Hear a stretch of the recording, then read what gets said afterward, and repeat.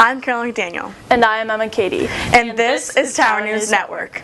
Today we will bring you the latest news from the towers of Villa Duchesne itself. We have hard news reporting and we have less serious news stories to tell. To begin, we go to TNN reporter Maria Fitzmyer, who has an update on student reaction to the new schedule and morning assembly.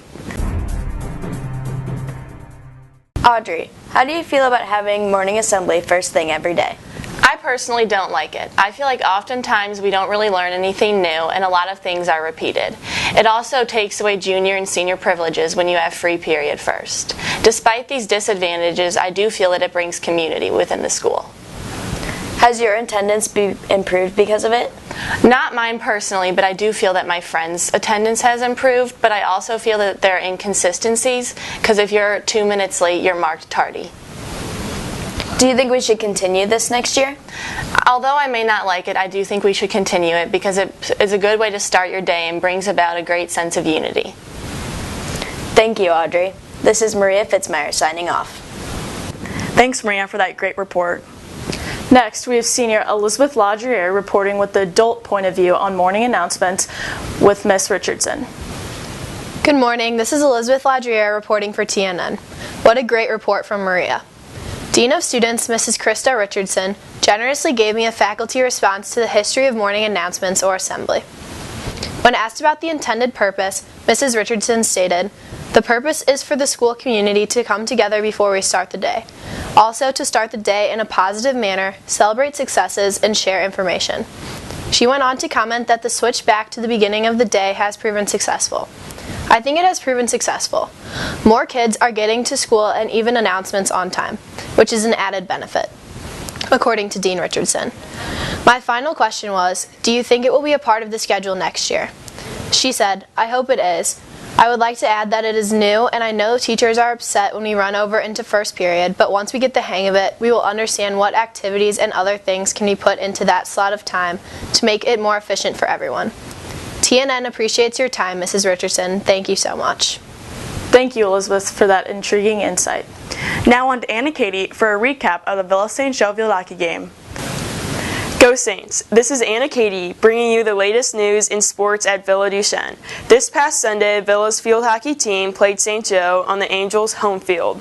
The C team came out strong but sadly lost. JV kept in the game for a tie, and ultimately the varsity fought for the win, resulting in a 2-0 game.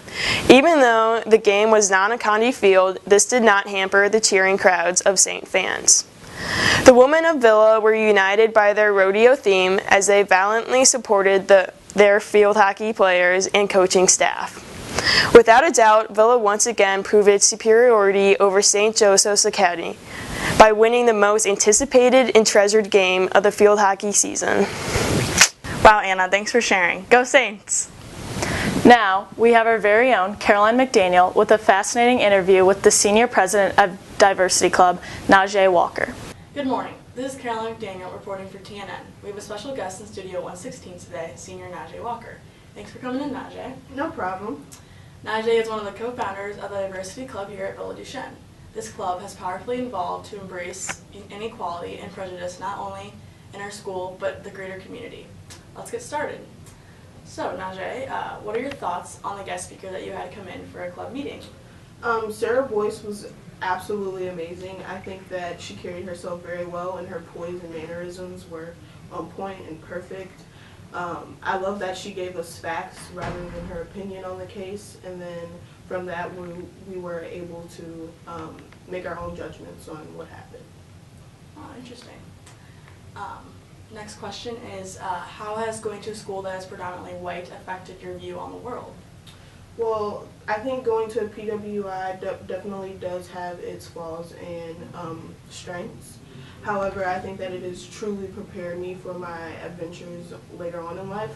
I plan to go into law, and only 2.32% of African American women are represented in law. So I think that I feel very comfortable being the only black woman in a room. Oh, awesome. Okay. Last question is, how do you plan to continue your leadership as you move on to your next chapter of life to college? Well, as I move on to college, I just hope that I can somehow As I move on to college, I hope to continue to fight for justice, and whether that be someone who's a leader and is on the front lines or someone who is working behind the scenes. I just hope that I put in thoughtful input and thought-provoking input as well. That's awesome. Thanks for coming in, Najee. No problem. Thank you, Najee, for that great insight on Diversity Club. Next, Ellie Crimmins and Audrey Fuse will be interviewing past teachers, Mr. Garrison, Mr. Buse, and Mr. Hellman in Where Are These Three Men Now? Good morning. This is Audrey Fuse and Ellie Crimmins reporting for Tower News Network. Today, we are excited to look back on some of the most highly acclaimed former Villa male faculty. Dr. Garrison, Mr. Tim Hellman, and Mr. Johnny Buse. We tracked down these male faculty members, and all three of them graciously responded to our questions. We think you will all enjoy going down memory lane with these three favorites. Let's begin with Mr. Buse, who revealed some exciting news. He reports, I teach at a neighborhood public high school on the southwest side of Chicago. I'm helping start a student-run newspaper, and there are young men here. Mr. Buse would like to say that he was blessed to teach at Villa, and he also admits that he's still a Cardinals fan.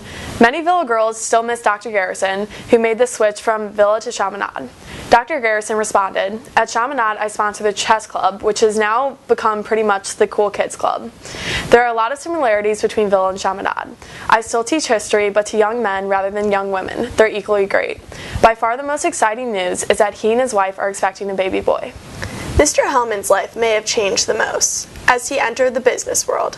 Mr. Hellman reveals, my life has changed dramatically since I left Villa. Something new with me, well, I like working in trucking, and I like staying home with my children. I'd like to tell all the students how much I miss them. We have such great students at Villa.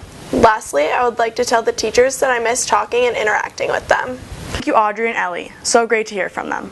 Finally, your very own with a great list of Halloween movies. This has been Tower News Network with Carolyn McDaniel and Emma Cady. Hello, I'm Carolyn McDaniel. And I am Emma Cady. It is that time of the year again. When the air is brisk and the pumpkins are lit. With Halloween approaching, what's better than curling up and watching your favorite Halloween movie? There's nothing better than that, Emma. That's for sure. Here are some movies not to miss this Halloween season.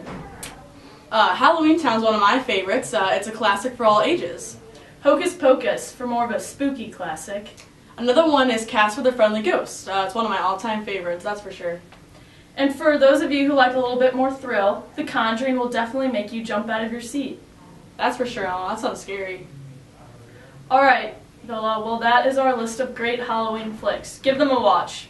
We all hope that you have a spooky and safe Halloween. Thank you for tuning in for the latest news from the Towers of Villa. That's all, folks.